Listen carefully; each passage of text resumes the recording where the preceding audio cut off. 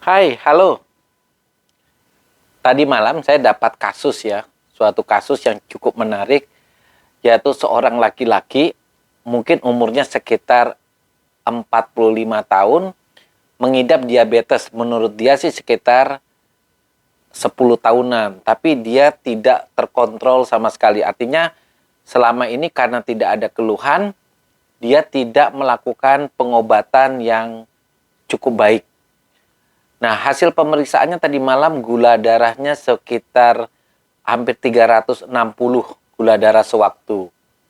Cuma dia mengeluh perutnya tampak membesar. Tampak membesar, kemudian matanya agak kuning. Lalu dilakukanlah pemeriksaan USG.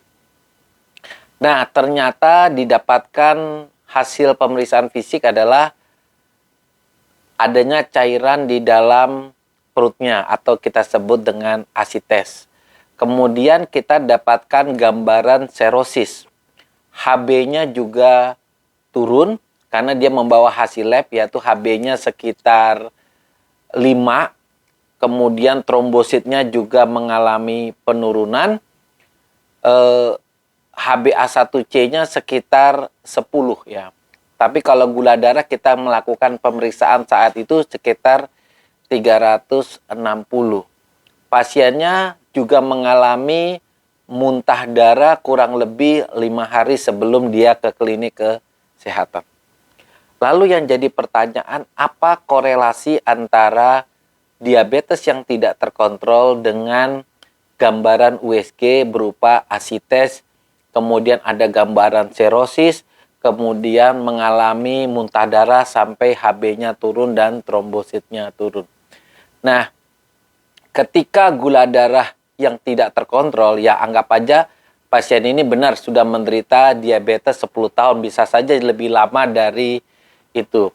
Nah, ketika dia menderita diabetes, kecukupan daripada kalori oleh sel-sel tubuhnya dalam hal ini termasuk juga sel hatinya itu mengalami problem.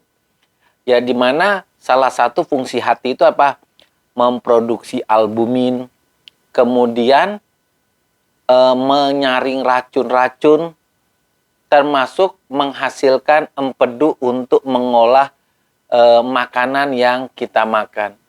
Ketika dia kekurangan kalori, artinya selnya tidak mendapatkan energi untuk berfungsi sebagaimana mestinya. Jadi otomatis ketika dia kekurangan kalori, maka yang terjadi kemampuan dia memproduksi albumin menurun, kemampuan dia untuk menghasilkan empedu juga menurun, dan mengolah hasil-hasil racun dari metabolisme makanan juga mengalami penurunan sampai akhirnya timbullah kematian ya. Kematian sel ini bukan cuma ada di hati ya. Kematian mungkin kita kenal seseorang yang menderita diabetes tapi dia juga menderita stroke, diabetes juga menderita serangan jantung, atau diabetes sampai ginjalnya rusak dan mengalami cuci darah.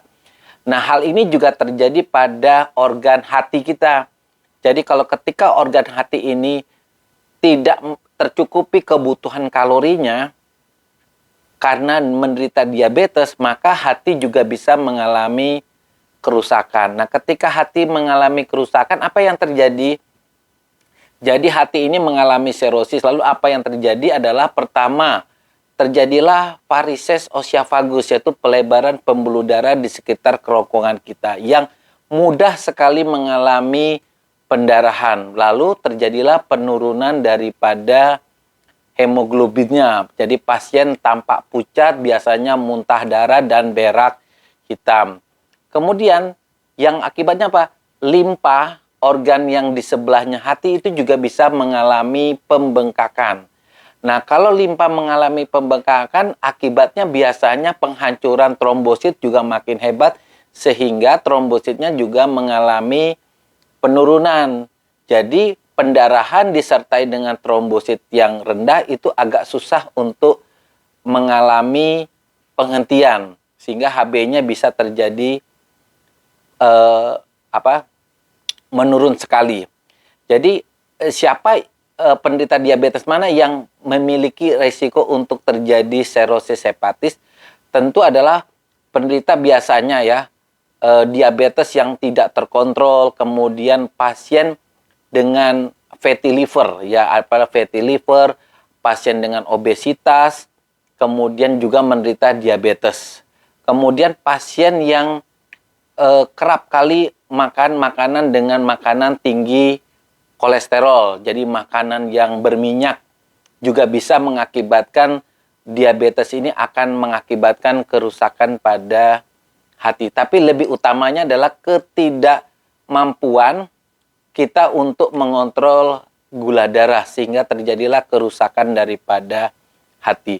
Jadi bagi rekan-rekan yang mungkin pada waktu dia diabetes, dia melakukan pemeriksaan check up, didapatkan fungsi hati yang memburuk, ya disertai misalnya SGOT atau SGPT-nya meningkat, itu merupakan warning bahwa terjadi peradangan pada sel hati.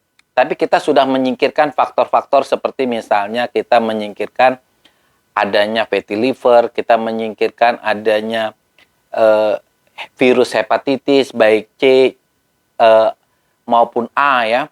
A, B, C itu yang bisa meningkatkan fungsi hati, kemudian tanda-tanda keracunan alkohol kita sudah bisa singkirkan. Cuma yang kita dapatkan adalah diabetes yang tidak terkontrol. Nah, bisa saja kemungkinan besar adalah hepatitis yang disebabkan karena diabetes. Nah, kalau hal ini terjadi, cepat-cepat untuk melakukan terapi yang adekuat, yaitu pertama adalah mengontrol gula darahnya sebaik mungkin, baik dengan obat oral atau obat tablet maupun dengan insulin.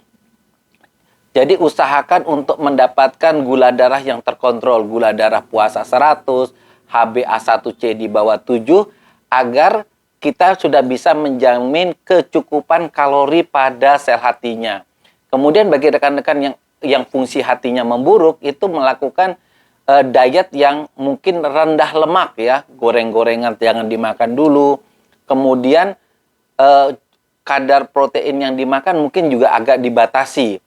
Kemudian kegiatan fisik agak dikurangi untuk membuat keadaan hati kita stabil. Yang paling penting adalah gula darahnya dikontrol sedini mungkin. Nah, inilah rekan-rekan pengalaman kita ya, agar rekan-rekan yang diabetes jangan lupa juga untuk mengecek hatinya. Dari pemeriksaan darah, dari fungsi hatinya dicek, kemudian melakukan pemeriksaan USG, dan keterkontrolan gula darah, adanya tidaknya fatty liver pada hatinya, agar selama kita menderita diabetes, komplikasi berupa serosis hati itu tidak terjadi. Demikian rekan-rekan, bye.